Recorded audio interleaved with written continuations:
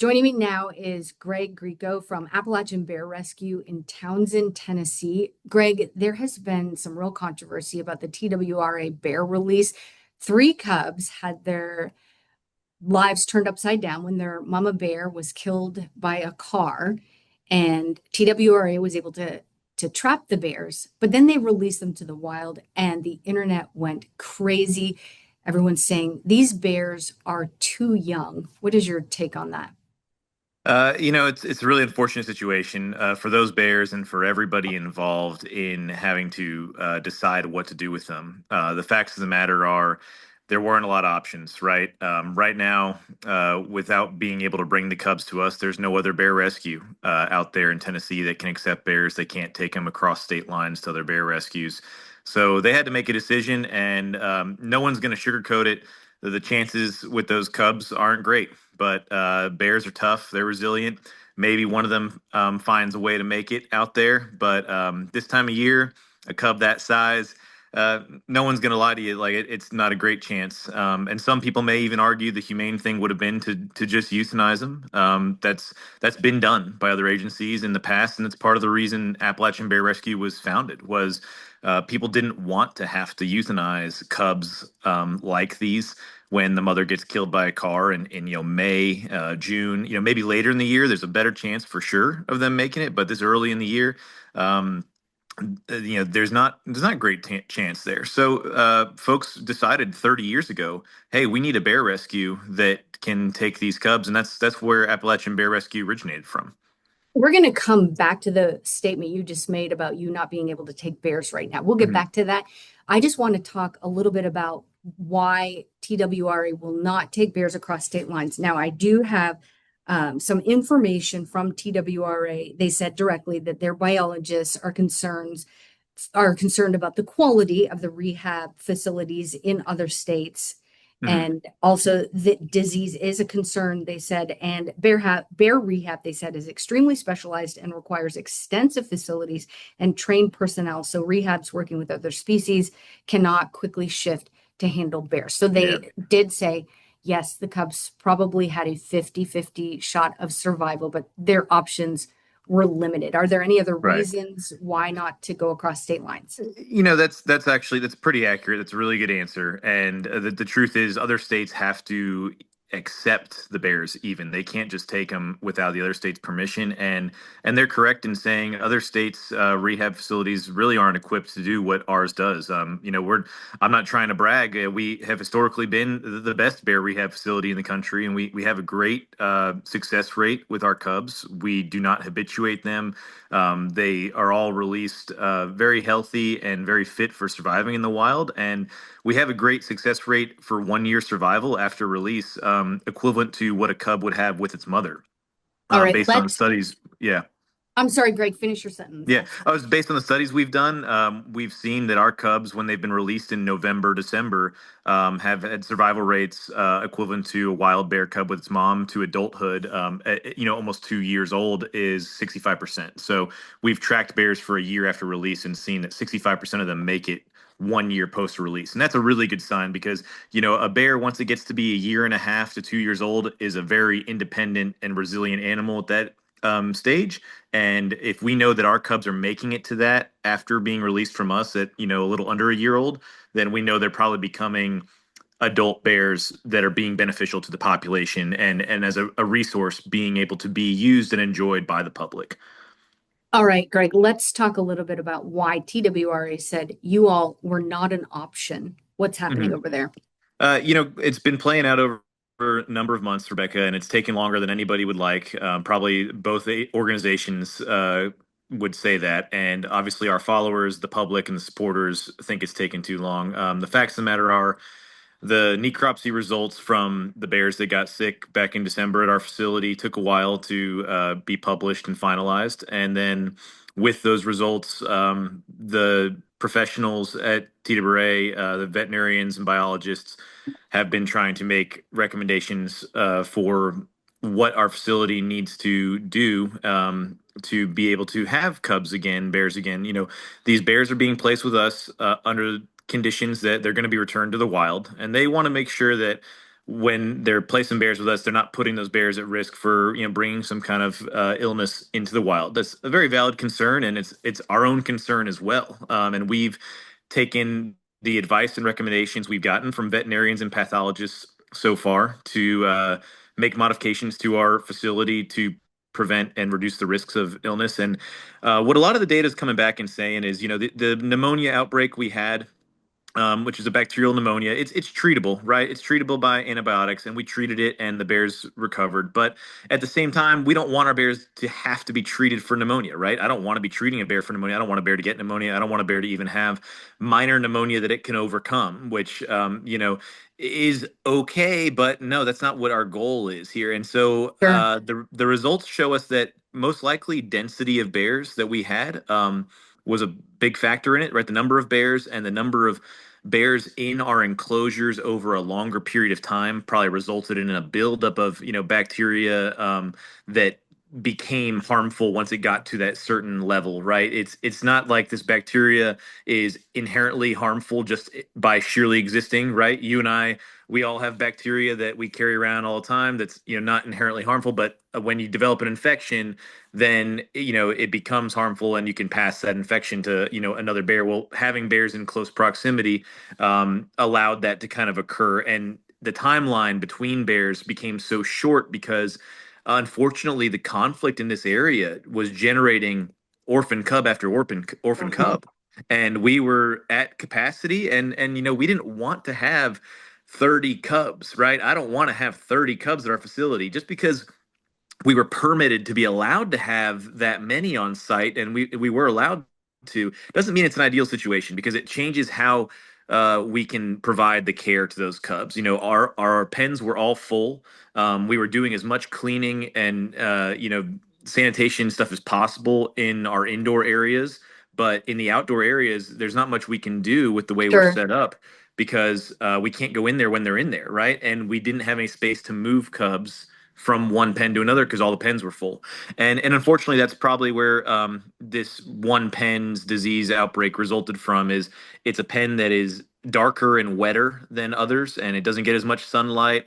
So it probably led to some bacteria growth that became harmful. And thankfully, there are solutions to bacteria, right? We as a society, we know how to combat bacteria, and so between extensive sanitation to our indoor areas and then a complete rebuilding of all of our outdoor enclosure structures and fire on the landscape. I Burning the am a soil. Right, burning the soil. I'm a former wildland firefighter.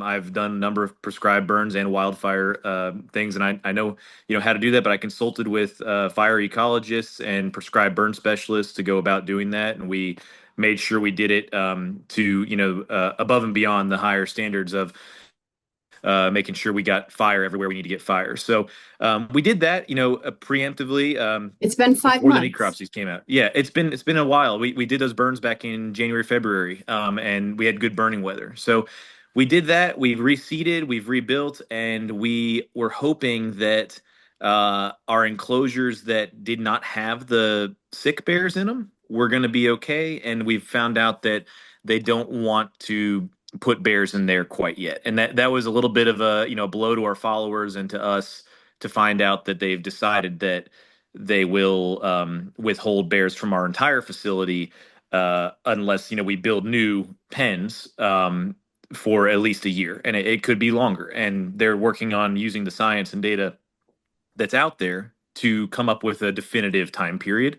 But that's very recent to us. And unfortunately for our followers, we've been hopeful that we would be able to use those pens that were unaffected. So Right. that's where kind of this controversy comes from. It's unfortunate, but they're using the data and science as best as they think they can to make their decisions. And we have people on our side who are trying to make a case for using them as soon as we possibly can within the guidelines and recommendations of good science.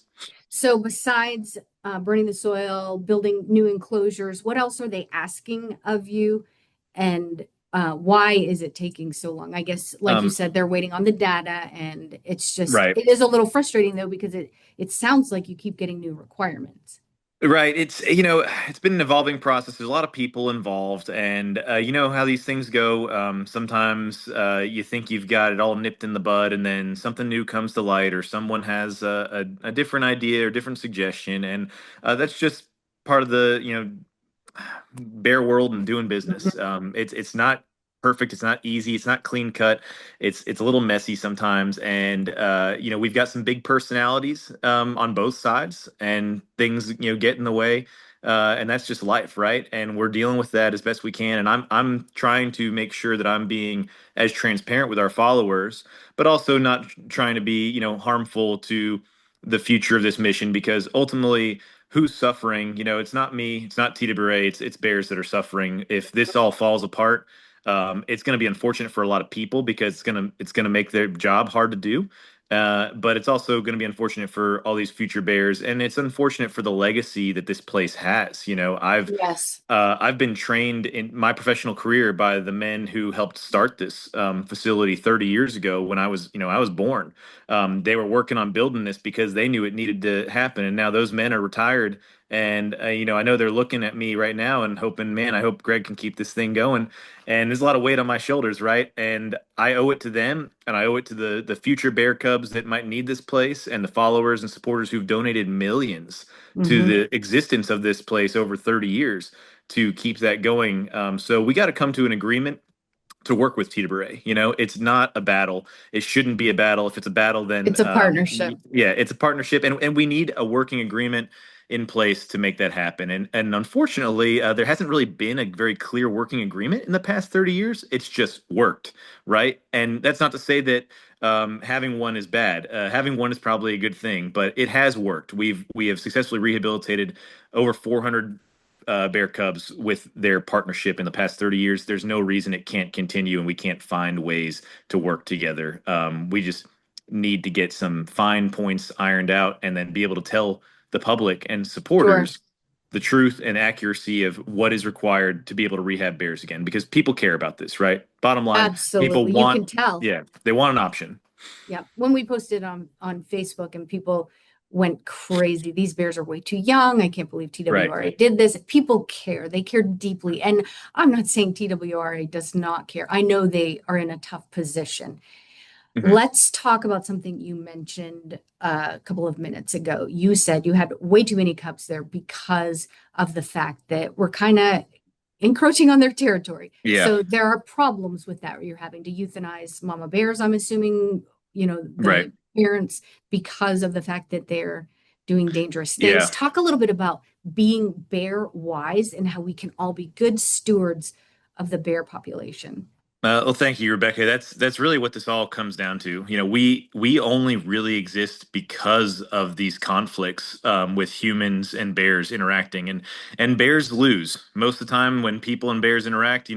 Especially outside the national park, bears are the Mhm. losers. When we build new hotel resorts on top of a mountain, we just got rid of some bears' habitat and feeding Mhm. area, and the more roads we put in, the more roads bears have to cross, right? So being bear wise is about living responsibly with black bears. And I love bear wise. I love promoting bear wise. I love posting bearwise.org stuff out there for people, because bear wise is probably the best coexistence campaign with black bears that I've ever seen. The messaging is spot on. It addresses all kinds of little concerns. Some people don't think about bird feeders being a big problem. I call bird feeders the gateway drug for conflict bears. Yes. There are a lot of bears who have eventually lost their life via euthanasia, or via being shot by someone trying to defend their property, because of a bird feeder that began the slippery slope that led to immense property damage, right? People don't really put bears down for just getting into trash or just getting into bird feeders. But a bear who starts out getting into trash, getting into bird feeders, eventually starts breaking into cars, breaking into houses, starts approaching people, and then it becomes, there's no option, right? Bears that, lose the fear of people are not necessarily going to try and hurt somebody to eat them, but they will hurt you incidentally in trying to get food Sure. from you. I've seen bears take a backpack off of someone's back, and the bear didn't want to hurt them at all, but they really wanted their backpack. And if they hurt them in the process, well, that's no good, right? We don't want a bear to be comfortable approaching somebody for food. We don't want a bear comfortable taking your backpack off of you for you, right? Uh, we have bears in Gatlinburg that help people unload their cars.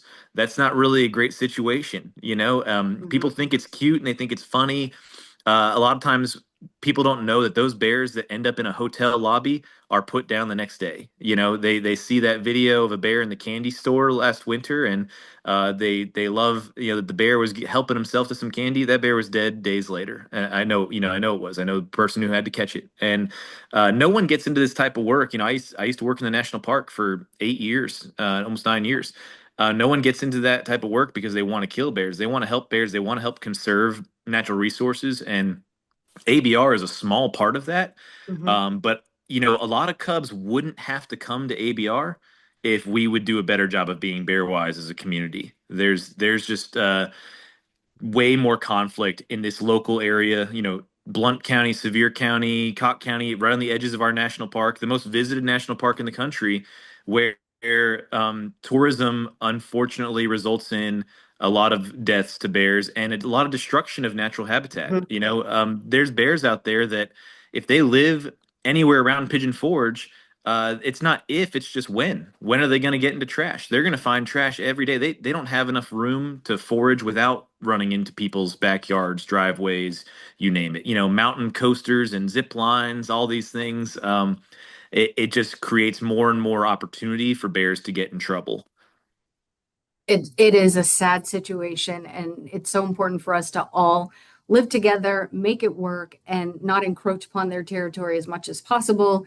And it's just, I know you all are doing your best. What would you like to say to TWRA and to your supporters about this relationship moving forward? What are your Um, hopes? to both of them, to TBRA, to our supporters, and to the citizens of the state of Tennessee, including the politicians and everyone else who's involved in protecting our natural resources and communicating with our stakeholders. Uh, I need your help. I need your help to solve this problem. People want a solution here. People want an option to rehab bear cubs. And it's not up to just ABR and it's not up to just TWRA. It's up to all of us to decide that we do value bears and we value bears more than just the cubs that are orphaned by, mother being hit by a car. We value those bears that are getting into unsecured trash. We value those bears that are living in our national park. We value the bears' habitat across the state that's being destroyed for development. It's all those things. Being bear wise saves a lot more bears than ABR saves, right? If I can get everyone in the state of Tennessee to be bear wise, if everyone commits to bear wise practices, then a lot less cubs will have to come to ABR and a lot more adult bears will have longer, better lives, and more natural lives, more wild lives.